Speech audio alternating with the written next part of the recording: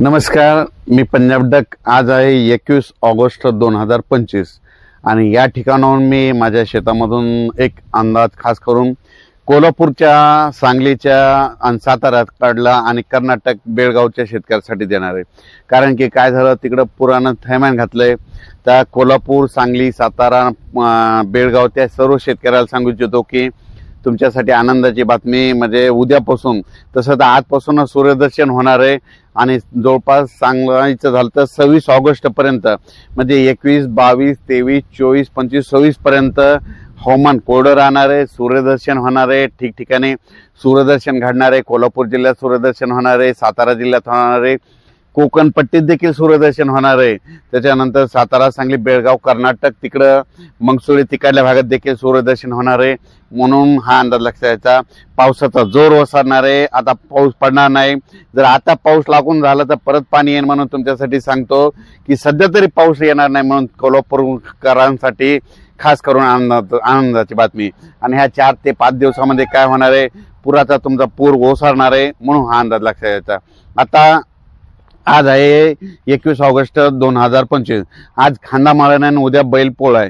तर राज्यातल्या सर्व शेतकऱ्याला सांगू इच्छितो की आपण सांगितलं होतं नाही, राज्यामध्ये 21 ऑगस्टला ठिकठिकाणी महाराष्ट्रामध्ये सूर्यदर्शन होणार आहे। तर महाराष्ट्रामध्ये काय झालं की ठिकठिकाणी सूर्यदर्शन झालं।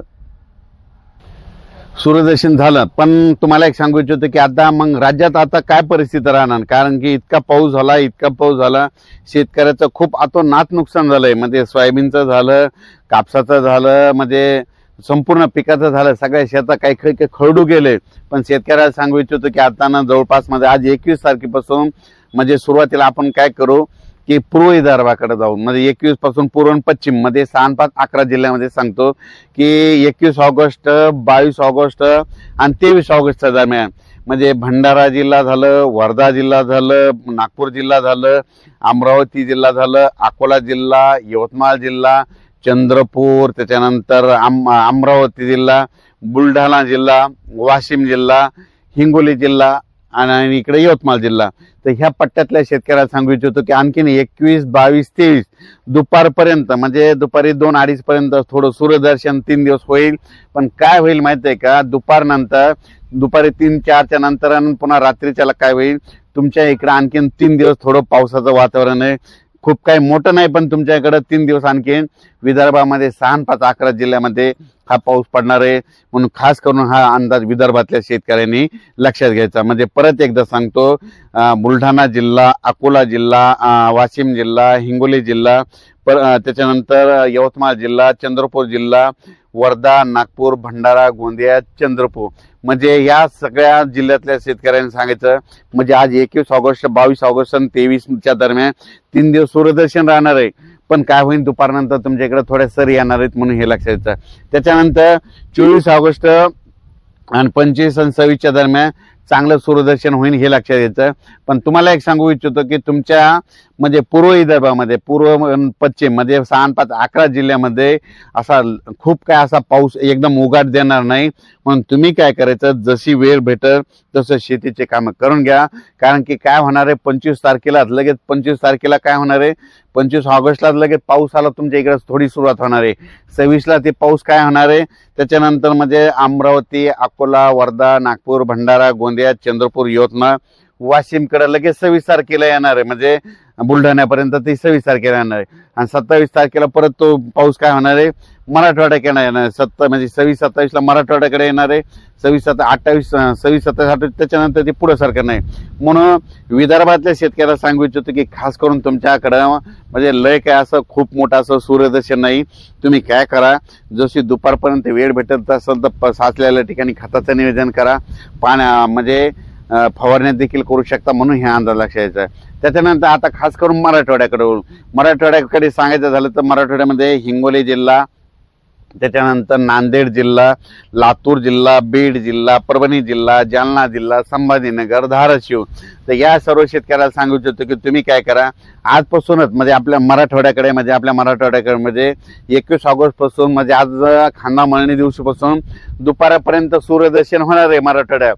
पण दुपारी म्हणजे बैलाची पूजा करत असताना रात्रीच्या म्हणजे आज म्हणजे खांदा मळणीचे काय करते, बैलाची पूजा करते। तर तुम्ही बघा बैलाची पूजा करत असताना काही काही ठिकाणी पाऊस येणार आहे म्हणून हा अंदाज लक्षात घ्यायचा। म्हणजे मराठवाड्यातल्या ह्या जिल्ह्यामध्ये म्हणजे एकदम पाऊस आज उघडणार नाही म्हणून हे अंदाज लक्षात घ्यायचा। म्हणजे मराठवाड्यातल्या जिल्ह्यामध्ये 23 तारखेपासून 23, 24 आणि 25, 26 तारखेपर्यंत 4 दिवस चांगलं सूर्यदर्शन होणार आहे।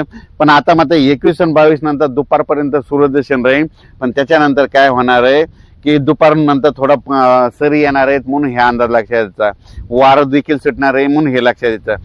त्याच्यानंतर मराठवाड्याकडे मग चांगला पाऊस कधी येईल, तर मराठवाड्यातल्या शेतकऱ्याला सांगू इच्छितो की तुम्ही काय करा, आता ही आहे आज आहे 21 ऑगस्ट, 21, 22, 23, 24, 25 पर्यंत तुम्ही काय करा, जशी शेतीला वेळ भेटेल सूर्यदर्शन दुपारपर्यंत करा तशी शेतीची कामे करून घ्या।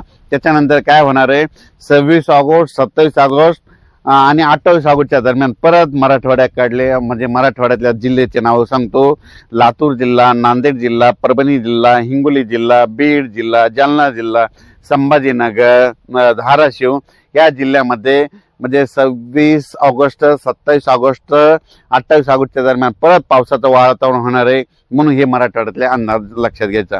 आता त्याच्यानंतर आपण उत्तर महाराष्ट्रातल्या शेतकऱ्याला सांगू इच्छितो की आज तुमच्या इकडं म्हणजे उत्तर महाराष्ट्रामध्ये नाशिक जिल्हा, घेऊ तासगाव, अहिल्यानगर, त्याच्यानंतर धुळे, नंदुरबार, जळगाव या 5 जिल्ह्याचं तुम्हाला सांगतो की या 5 जिल्ह्यामध्ये काय होणार आहे, दुपारनंतर आज मध्ये ठिकठिकाणी सूर्यदर्शन झालेलं दिसतं हे लक्षात घ्यायचं। म्हणजे आज 21 ऑगस्टला, पण 21 ऑगस्टला शेतकऱ्याला सांगू इच्छितो की काय होणार आहे, म्हणजे आज दुपारनंतर 3-4च्या नंतर तुमच्या नाशिक जिल्हा, अहिल्यानगर भागात, त्याच्यानंतर जळगाव, धुळे, नंदुरबार या भागामध्ये काय होणार आहे की या जिल्ह्यामध्ये पूर्ण दुपारनंतर सरी येणार आहेत म्हणून हा अंदाज लक्षात घ्यायचा। त्याच्यानंतर उत्तर महाराष्ट्रातल्या शेतकऱ्याला सांगू इच्छितो की आणखीन तुमच्याकडे 21 आणि उद्या बैलपोळा म्हणजे 2 दिवस, आज खांदामळण बैलपोळाच्या दिवशी 2 दिवस मात्र तुमच्या इकडे थोडं पावसाचं वातावरण राहणार आहे म्हणून हा अंदाज लक्षात घ्यायचा। तर तुम्हाला एक सांगतो जवळपास 1 लाखापर्यंत पाणी येणार आहे। मी म्हणतो ह्या उद्याच्याला म्हणजे 22-23 तारखेला ह्या जायकवाडी धरणाचं आणखीन आता 0.5 दरवाजे उघडलेत ना, तर 2-2, 3-3 फुटानं उघडावं लागते म्हणून माझी शेतकऱ्याला विनंती आहे, तुम्ही काय करा, ज्यांचं गोदावरी काठाचे जे शेतकरी आहेत म्हणजे गोदावरी काठामध्ये जालना जिल्हा येतो, त्याच्यात परभणी येतो, बीडचा काही भाग येतो, त्याच्यानंतर नांदेड जिल्हा येतो, तुम्ही काय करा तुमच्या मोटरी काढून घ्या, आज उद्या काढून घ्या। जर जास्त फ्लो जर सुटला तर तुमच्या मोटरी जाते। आणि नदी काठच्या शेतकऱ्याला सांगू इच्छितो की तुमच्याकडे काय झालं, तुमचे ते गायीचे गोटे तर ते नदीच्या काठी आहे। माझी तुम्हाला विनंती, जरा ह्या 4-5 दिवसामध्ये तुम्ही जनावरांची, पाळीव प्राण्याची काळजी घ्या। अचानक वातावरणात बदल झाला तर लगेच एक मेसेज दिला जाईल। धन्यवाद।